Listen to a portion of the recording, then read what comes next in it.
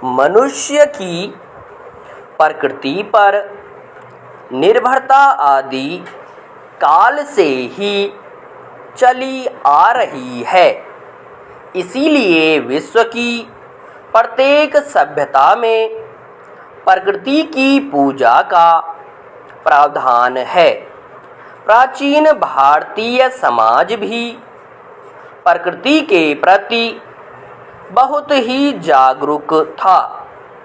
वैदिक काल में प्रकृति के विभिन्न अंगों भूमि, पर्वत, वृक्ष, नदी, जीव जंतु आदि की पूजा की जाती थी। प्रकृति के प्रति मनुष्य की इस असीम श्रद्धा के कारण पर्यावरण स्वतः सुरक्षित था।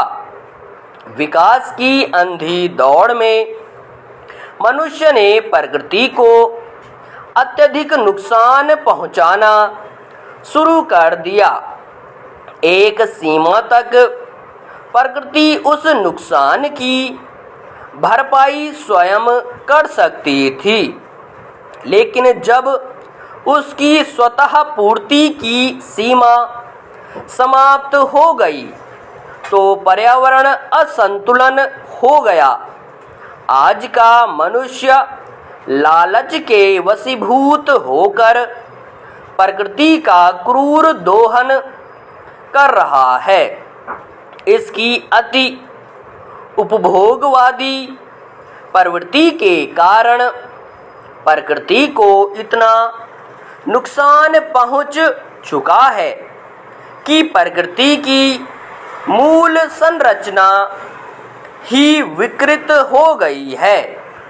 अगर हम यह विचार करें कि जिस प्रकृति की मनुष्य पूजा करता था वह उसके प्रति इतना क्रूर कैसे हो गया, इसके उत्तर में हम देखेंगे कि समय के साथ मनुष्य की सोच में परिवर्तन आ गया है।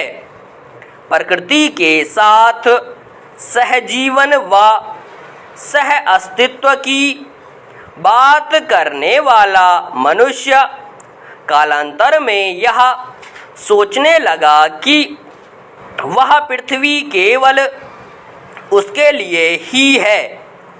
वह इस पर जैसे चाहे वैसे रहे।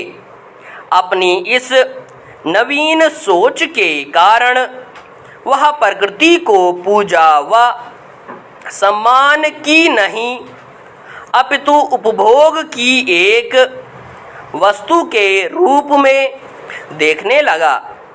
उसके विचारों में आए इस परिवर्तन ने ही पर्यावरण असंतुलन का आधार तैयार किया।